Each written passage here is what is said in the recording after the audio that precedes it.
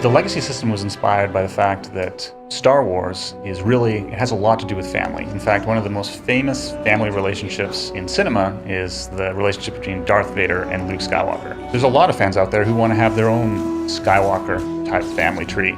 And the ability to create your own last name and to create essentially your own family dynamic, I think is going to appeal to a lot of players. No one's really ever done a system where your characters have these ties. People sometimes like to imagine that their characters are related to each other, but it's been a part of our design to actually really make that official since the very early stages of the game. In our system, you can actually build sort of that relationship tree and say, hey, this guy was the parent to this guy, and this guy was the brother to this guy, and this guy was the ally to this guy, and sort of get a map of how your legacy all relates to each other. There is a ton of content that you're not going to see on a single character, with different things that are coming everywhere from the flashpoints, the 8 different storylines, and all the different information, and the legacy is a way to tie everything together.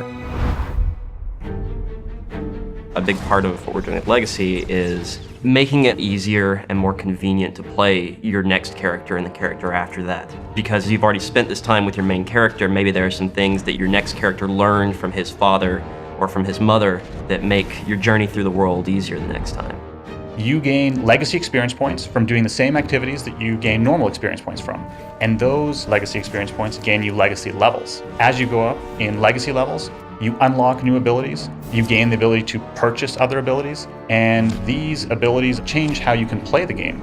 Getting social points in the legacy system will now give you roleplay emote packages. So we went through the entire game and we found every great piece we had, and then we created some new ones. One of the things that we wanted the legacy system to do was have a little bit there for all the different type of players.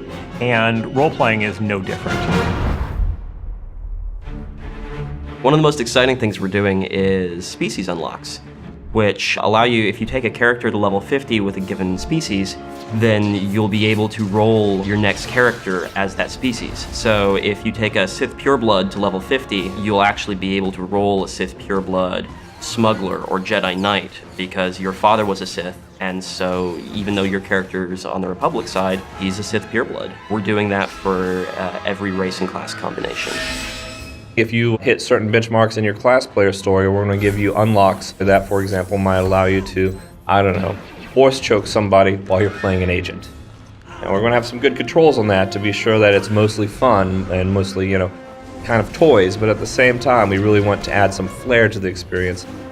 It allows you to live out that fantasy, and I know a lot of fans have this fantasy of when you have someone who's not a Jedi or a Sith, but has an affinity for the Force. So if you create a bounty hunter that's a part of the legacy system where you have a high-level Jedi Knight, that bounty hunter might be able to use certain Force abilities that his parents had access to.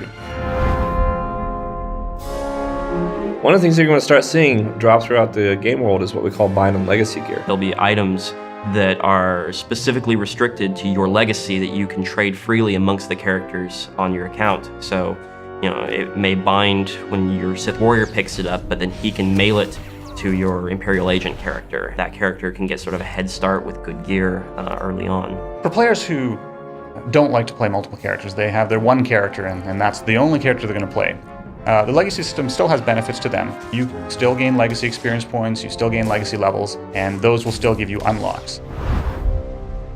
I think I'm most excited about getting to see what combinations of unlocks people get and seeing these characters out in the wild. I'm excited to see Sith Purebloods on the Republic side and Chiss Jedi Knights and see what players come up with as their personal fictions for how this came about. We are constantly looking for ways to expand the legacy system. Not only new abilities that we can have, just new ways that we can bring legacy into the whole system. So this next version of the legacy system you have is really just the beginning. The legacy system is something we're going to support for years.